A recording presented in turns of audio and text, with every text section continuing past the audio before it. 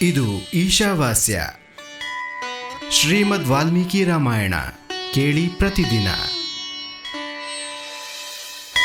ಇದು ಶ್ರೀಮದ್ ವಾಲ್ಮೀಕಿ ರಾಮಾಯಣ ಮಹಾತ್ಮೆಯ ರಾಮಾಯಣದ ನವಾಹ ಶ್ರವಣದ ವಿಧಿ, ಮಹಿಮೆ ಹಾಗೂ ಫಲದ ವರ್ಣನೆ ಎಂಬ 5ನೇ ಅಧ್ಯಾಯ, ಭಾಗ 6. ಸೂತ ಪುರಾಣಿಕರು ಹೇಳುತ್ತಾರೆ, ಮಹಾತ್ಮ ನಾರದರಿಂದ ಈ ಪ್ರಕಾರ ಉಪದೇಶ ಪಡೆದು ಸನತ್ಕುಮಾರರಿಗೆ ತತ್ಕ್ಷಣ ಪರಮಾನಂದ ಪ್ರಾಪ್ತಿಯಾಯಿತು. ವಿಪ್ರರೇ, ಆದ್ದರಿಂದ ನೀವೆಲ್ಲರೂ ರಾಮಾಯಣದ ಅಮೃತಮಯ ಕಥೆಯನ್ನು ಕೇಳಿರಿ. ರಾಮಾಯಣವನ್ನು 9 ದಿನಗಳಲ್ಲೇ ಕೇಳಬೇಕು. ಹೀಗೆ ಮಾಡುವವನು ಸಮಸ್ತ ಪಾಪಗಳಿಂದ ಮುಕ್ತನಾಗುತ್ತಾನೆ. ದ್ವಿಜೋತ್ತಮರೇ, ಈ ಮಹಾಕಾವ್ಯವನ್ನು ಕೇಳಿ ಓದುವವರ ಮೇಲೆ, ಪೂಜೆ ಮಾಡುವವರ ಮೇಲೆ ಲಕ್ಷ್ಮೀ ಸಹಿತ ಭಗವಂತ ಶ್ರೀ ವಿಷ್ಣು ಪ್ರಸನ್ನನಾಗುತ್ತಾನೆ. ವಿಪ್ರೇಂದ್ರ, ಕಥೆ ಓದುವವರು ಪ್ರಸನ್ನಗೊಂಡರೆ ಬ್ರಹ್ಮ, ವಿಷ್ಣು, ಮಹೇಶ್ವರರು ಪ್ರಸನ್ನರಾಗುತ್ತಾರೆ. ಈ ವಿಷಯದಲ್ಲಿ ಯಾವ ವಿಚಾರವನ್ನೂ ಮಾಡಬಾರದು.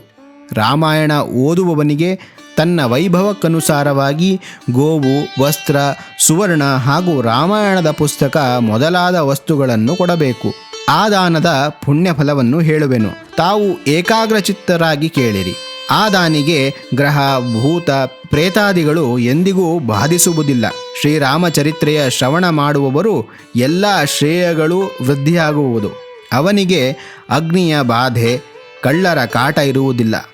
ಅವನು ಈ ಜನ್ಮದಲ್ಲಿ ಗಳಿಸಿದ ಎಲ್ಲ ಪಾಪಗಳಿಂದ ತತ್ಕಾಲದಲ್ಲಿ ಮುಕ್ತನಾಗುತ್ತಾನೆ.